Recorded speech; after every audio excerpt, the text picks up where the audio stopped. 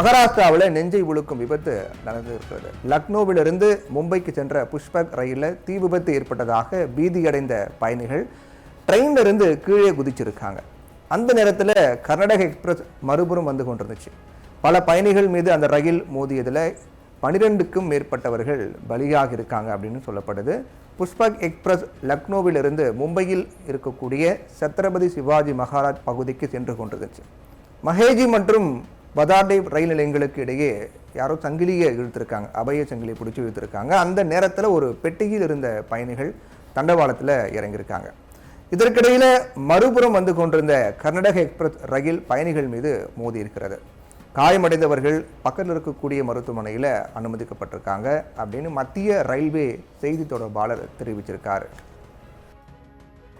புஷ்பக் ரயிலில் பொது பெட்டியில் ஹாட் அச்சில் பக்கத்தில் இருக்கக்கூடிய இந்த பிரேக்கிங் ஜாம் ஆனதுனால இந்த தீப்பொறி கிளம்பி இருக்கலாம் அப்படின்னும், இதனால பயணிகள் பீதி அடைஞ்சிருக்காங்க, ஏதோ பெரிய தீ விபத்து ஏற்பட்டிருக்கிறதோ அப்படின்னு பீதி அடைஞ்சிருக்காங்க அப்படின்னு மூத்த ரயில் அதிகாரிகள் அங்கே வந்து ஆய்வு பண்ணி அதற்கு பிறகு இதெல்லாம் சொல்லியிருக்காங்க. இந்த விபத்து குறித்து வேறு சில அதிகாரிகள் இதை பற்றி பேசும்போது, உண்மையில் ரயிலில் தீ விபத்து எதுவுமே ஏற்படலை, சக்கரங்கள் தண்டவாளத்தில் உரசும் போது உராய்வு காரணமாக சில நேரங்கள் இந்த மாதிரி தீப்பொறி அப்படிங்கிறது லேசாக வரும், இல்லாட்டி தீ விபத்து போன்ற ஒரு வாடகை இருக்கும். இதனால பயணிகள் என்ன பண்ணியிருக்காங்க, தீ விபத்து ஏற்பட்டிருக்கிறதோ அப்படின்னு ஒரு பயத்தில் இது மாதிரி இறங்கியிருக்காங்க அப்படின்னு சொல்லியிருக்காரு. இருந்தாலும் விபத்து குறித்து முழு விசாரணை நடந்த பிறகு விபத்துக்கான உண்மையான காரணம் தெரிய வரும் அப்படின்னு சொல்லப்பட்டிருக்கு.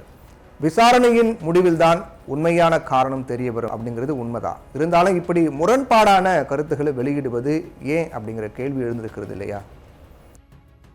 இந்தியாவில் ரயில் விபத்துகள் நடப்பது தொடர்கதையாகி வருகிறது. கடந்த ஆண்டினுடைய முதல் 7 மாதங்களில் மட்டும் பார்த்தீங்கன்னா 19 ரயில்கள் தடம் புரண்டு விபத்துக்குள்ளாகி இருக்கிறது. 2022-23 48 விபத்துகள் நடந்திருக்கிறது. இது முந்தைய ஆண்டு 35ஆக இருந்துச்சு. அதற்கு முந்தைய ஆண்டு 2023 ஒடிசாவில் 3 ரயில்கள் விபத்துக்குள்ளாகி இருக்கிறது. சுமார் 300 உயிர்களை கொன்றது மட்டுமல்லாமல் 1000க்கும் மேற்பட்டோர் காயமடைந்தாங்க. மைசூரில் இது போன்ற மோதல் சிறிது நேரத்தில் தவிர்க்கப்பட்டது. புல்லட் ரயில், வந்தே பாரத் ரயில், அதிவேக ரயில், சுரங்க ரயில் அப்படின்லாம் பேசிக்கிட்டு இருக்கும் இந்த சமயத்தில் இப்படி விபத்துகளும் தொடர்கதையாக தான் நடந்துகிட்டு இருக்கு. ரயில்வே அமைச்சகத்தினுடைய புள்ளி விவரப்படி ரயில்வேயில் ஆண்டு ஒன்றுக்கு 55,000 சிக்னல்கள் பழுதடைகிறது அப்படிங்கிறாங்க. ஆண்டு ஒன்றுக்கு 200 சிக்னல்கள் காலாவதி ஆகுது அப்படிங்கிறாங்க. அதில் 100 சிக்னல்கள் தான் புதுப்பிக்கப்படுது அப்படின்னு சொல்லப்படுது. இதை பொறுத்த வரைக்கும் இது ரயில்வே தரப்புல இருந்து 2017 சொல்லப்பட்ட ஒரு தகவலாக இருக்கிறது. ஆட்டோமேட்டிக் சிக்னல்கள் அமைக்கப்பட்ட பிறகு ஊழியர்களுக்கு பயிற்சி வழங்கலை, முறையான அவங்களுக்கு ட்ரைனிங் கொடுக்கல. அதே போல் ஸ்டேஷன் மாஸ்டர், டிரைவர், சிக்னல் பராமரிக்கும் ஊழியர் அப்படின்னு யாருக்குமே பயிற்சி தரப்படலை அப்படின்னு ஒரு ரயில்வே பாதுகாப்பு ஆணையரே சொல்லியிருக்காரு. பழுதான சிக்னல்களை மாற்றுவதற்கு 7,500 கோடி ரூபாய் செலவாகும். ஆனால் நிதி ஒதுக்கப்படலை. புதிய சிக்னல்கள் அமைக்கப்பட்டாலும் அதை பராமரிக்க ஊழியர்கள் கிடையாது. 3 லட்சம் பணியிடங்கள் காலியாக இருக்கு ரயில்வே துறையில். இந்த குறைபாடுகள் எல்லாமே நீக்காவிட்டால் விபத்து ஆளுக்கு ஒரு காரணத்தை சொல்லி திசை திருப்பும் நிலைமை தான் உருவாகும் அப்படிங்கிறதுல மாற்று கருத்து கிடையாது. இப்போ ரயில்வே பொறுத்த வரைக்கும் இந்த மாதிரி தொடர்ச்சியாக ஏற்படக்கூடிய விபத்துகளுக்கு அடிப்படை காரணம் என்னன்னு பார்த்தீங்கன்னா, போதுமான ஊழியர்கள் கிடையாது, கட்டமைப்பு என்பது ரொம்ப பலவீனமாக இருக்கிறது. இதையெல்லாம் சரி பண்ண பிறகு விபத்து ஏற்பட்டால் கூட அந்த விபத்துக்கு அப்போதைய சூழல் என்ன காரணம் அப்படி சொல்லலாம்.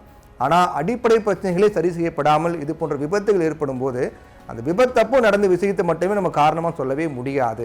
அப்போ முழுக்க இது யார் தவறு அப்படிங்கிறது உங்களுக்கே தெரியும்.